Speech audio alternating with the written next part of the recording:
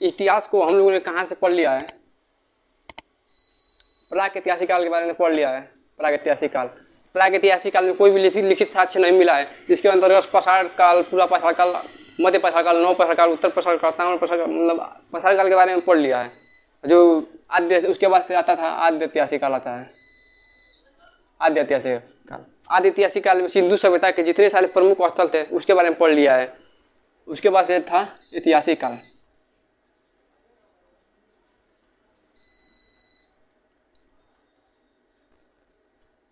ऐतिहासिक काल, तो अब हम लोगों को ऐतिहासिक काल के बारे में पढ़ना है। तो ऐतिहासिक काल से को किस प्रकार से बांट कर मतलब पढ़ सकते हैं, किस प्रकार के मतलब उसको पार्ट में डिवाइड करके पढ़ सकते हैं। तो देखिए ऐतिहासिक काल है क्या, यानी उस ऐतिहासिक काल में जितने स्रोत हैं, ऐतिहासिक काल में जितने स्रोत हैं उससे भारत की जानकारी मिले, भारत के इतिहास की जानकारी मिले, वही ऐतिहासिक काल है। जैसे ऐतिहासिक काल के पुरातात्विक स्रोत, पहला हो गया पुरातात्विक।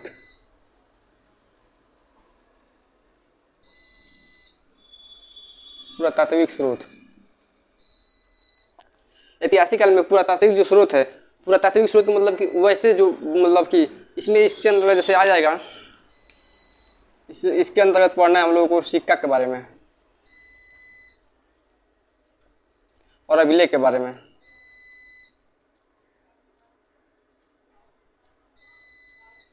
यानी पुरातात्विक स्रोत का मतलब कि जैसे उस टाइम का सिक्का भी आ जाएगा, अभिलेख भी। उस टाइम के जो सिक्के मिले हैं, इस पर किस मतलब सिक्के के द्वारा कैसे भारत की जानकारी मिलती है, मतलब ये सिक्का कितना पुराना है, अभिलेख भी मिल जाएगा। अभिलेख को भी हम लोग किस प्रकार से बांट के पढ़ेंगे, स्तंभ लेख पढ़ना है, शिला लेख पढ़ना है, गुफा लेख पढ़ना है।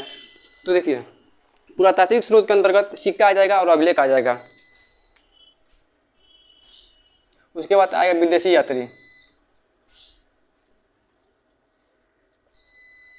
यानी जो विदेशी यात्री थे, यानी उस टाइम इतिहास के टाइम में जो विदेशी यात्री थे, विदेश से आए थे भारत में और अपनी अपनी किताब लिखे थे, भारत के बारे में कुछ जानकारी बता रहे थे, वही है विदेशी यात्री। इसके अंतर्गत फायान आया था, हेरोडोटस फायान आया था, और भी बहुत सारे विदेशी यात्री आए थे। और एक पढ़ना है साहित्य के बारे में।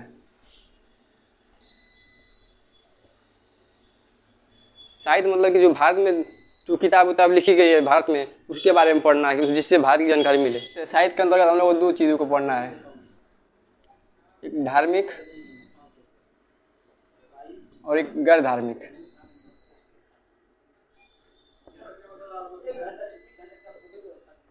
जो साहित्य है, साहित्य की जो पुस्तक धार्मिक और एक गैर धार्मिक। तो जो धार्मिक है, धार्मिक हिंदुओं से रिलेटेड है, यानी ये जो सनातन धर्म है, हिंदू धर्म से रिलेटेड है, वो धार्मिक हो जाएगा। और जिसका धर्म से कोई लेना देना नहीं है वो गैर धार्मिक हो जाएगा। अब इस धार्मिक में दो प्रकार से पढ़ना है। धार्मिक को दो प्रकार से पढ़ना है, एक हो जाएगा ब्राह्मण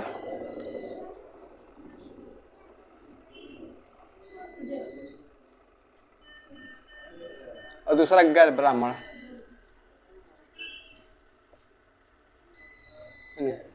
जो धार्मिक दो प्रकार से पढ़ना है। ब्राह्मण के बारे में, ब्राह्मण उस टाइम में ब्राह्मण थे और जो ब्राह्मण नहीं थे वो गैर ब्राह्मण हो गए। देखिए इस ब्राह्मण में हम लोग को पढ़ना है वेद के बारे में, वेद, उपवेद, वेदांग, उपनिषद और महाकाव्य। ब्राह्मण में वेद के बारे में पढ़ना है, उपवेद, वेदांग, ऋग्वेद और यजुर्वेद, धनुर्वेद, जितने सारे वेद है वेद के बारे में पढ़ना है, उपवेद के बारे में पढ़ना है, वेदांग के बारे में पढ़ना है, उपनिषद हो गया, महाकाव्य होगा, पुराण हो गया, विष्णु पुराण, गरुड़ पुराण, जितने पुराण है वो भी पढ़ना है। और जो गैर ब्राह्मण है, गैर ब्राह्मण दो पढ़ना है, एक जैन धर्म के बारे में, जैन के बारे में, और दूसरा बौद्ध के बारे में, जैन धर्म और बौद्ध धर्म। तो देखिए जो हिस्ट्री है, हिस्ट्री को तीन प्रकार से पढ़ना है, प्रागैतिहासिक काल, आद्य ऐतिहासिक काल और ऐतिहासिक काल। प्रागैतिहासिक काल में कोई भी लिखित साक्ष्य नहीं मिला है, और आद्य ऐतिहासिक काल में लिखित साक्ष्य तो मिला है लेकिन उसको पढ़ा नहीं जा सका है।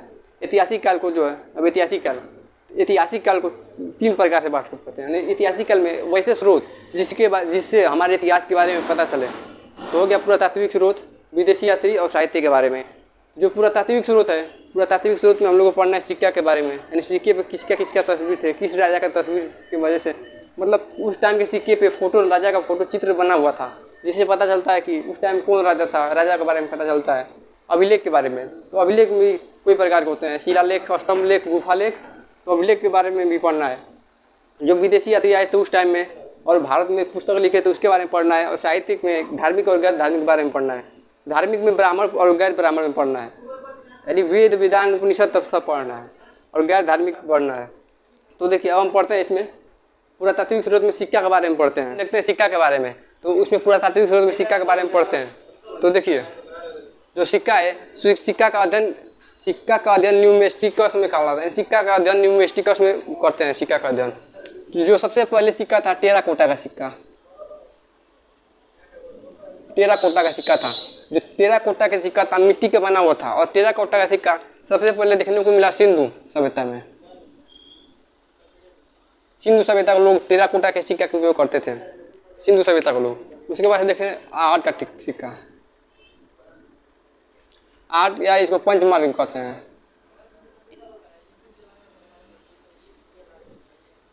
देखिए जो टेराकोटा का सिक्का है सिंधु सभ्यता में देखने को मिला, और आर्ट और पंचमार्ग का सिक्का मौर्य काल में देखने को मिला।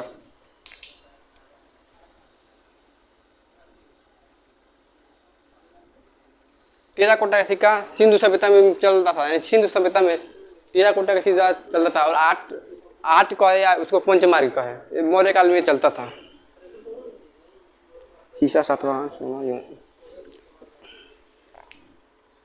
उसके बाद आया शीशा का सिक्का। शीशा का सिक्का जो है, शीशा का सिक्का सातवाहनों ने चलाया, सातवाहनों ने शीशा का सिक्का चलाया, सातवाहनों ने। उसके बाद आया सोना का सिक्का, सोना का सिक्का, सोना का सिक्का चलाया यूनानियों ने। यूनानियों ने जो यूनान से आए थे उन्होंने सोना का सिक्का चलाया। उसके बाद शुद्ध सोना का सिक्का किसने चलाया? शुद्ध सोना का सिक्का जो है कुषाण वंश ने चलाया। यानी कुषाण वंश में शुद्ध सोना का सिक्का चला था, कुषाण वंश में। और अशुद्ध सोना का सिक्का कब चला था? अशुद्ध सोना का सिक्का, जो अशुद्ध सोना का सिक्का है एक गुप्त काल में चला था।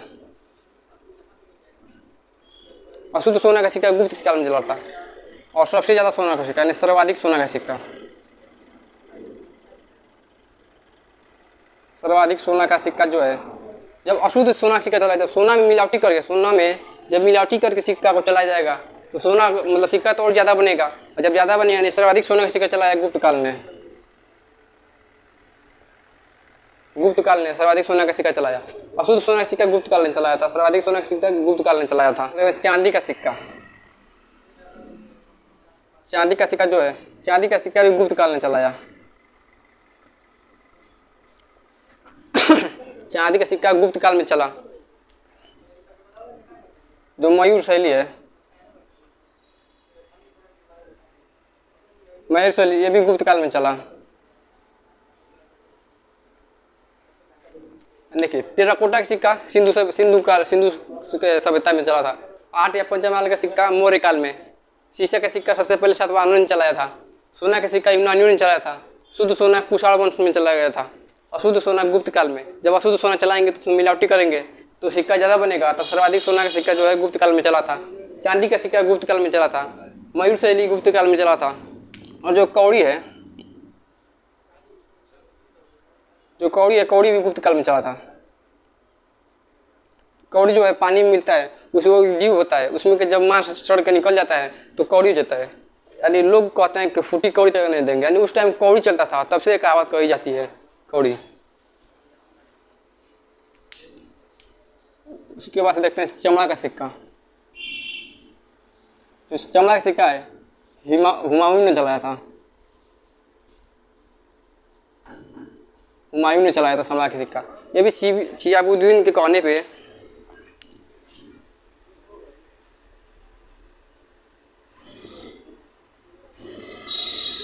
शिहाबुद्दीन के कहने पे हुमायूं ने चमड़ा का सिक्का चलाया था।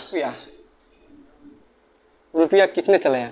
जो रुपया है, रुपया शेर शाह सूरी ने चलाया था। शेर शाह सूरी ने सर्वप्रथम रुपया शेर शाह सूरी ने चलाया था। अब रुपया में जो सबसे छोटा था उसको दाम कहते थे। जो दाम है, दाम बना था तांबा का। और उसके बाद जो रुपया था, रुपया चांदी का बना था। और उससे बड़ा होता था असरफी। असरफी असरफी सोना का बना था। तो देखिए, जो इतिहास है, इतिहास के पिता हेरोडोटस को कहते हैं। इतिहास में पूरा तात्विक स्रोत में सिक्का पढ़ते हैं। जो सिक्का का जो अध्ययन है न्यूमेस्टिकस में, मतलब सिक्का का अध्ययन न्यूमेस्टिकस कहलाता है। सबसे पहले सिक्का, मतलब सबसे पहले सिक्का कहाँ मिला था? सिंधु सभ्यता में मिला था और टेराकोटा का बना था, यानी मिट्टी का बना था।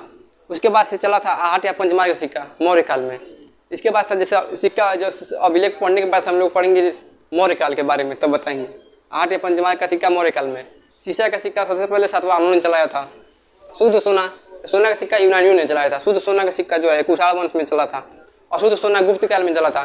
सर्वाधिक सोना गुप्त काल में चला था। चांदी का सिक्का जो है गुप्त काल में चला था। मयूर शैली गुप्त काल में चला था। कौड़ी जो है, कौड़ी गुप्त काल में ही चला था। जो चमड़ा का सिक्का है हुमायूं ने चलाया था शिहाबुद्दीन के कहने पे, यानी हुमायूं ने शिहाबुद्दीन को एक दिन के लिए राजा बनाया था। तो शिहाबुद्दीन ने कहा था चमड़ा का सिक्का चलाने के लिए, तब हुमायूं ने चलाया था उसको। जो रुपया है सबसे पहले शेर शाह सूरी ने चलाया था रुपया। इसमें भी 3 कैटेगरी। दाम यानी सबसे छोटा होता था। जो दाम था ये गरीब लोगों के लिए था। और जो रुपया है मिडिल क्लास, जो फैमिली है मिडिल क्लास लोगों के लिए था। जो सरफी है ये बहुत जो अमीर थे, अमीरों के लिए था सरफी। यानी उस टाइम कोई भी सामान दाम पे बेचा जाता था। जैसे 4 दाम में 1 किलो आलू मिल जाता था, 5 दाम में 1 किलो प्याज मिल जाता था। यानी उस टाइम दाम चलता था। ये दाम जो है तांबा का बना था, रुपया चांदी का बना था, असरफी जो है सोना का बना था। आई होप दोस्तों आप लोगों को सिक्का के बारे में अच्छे से समझ में आ गया होगा। अब हम मिलते हैं नेक्स्ट वीडियो में, पढ़ेंगे अभिलेख के बारे में।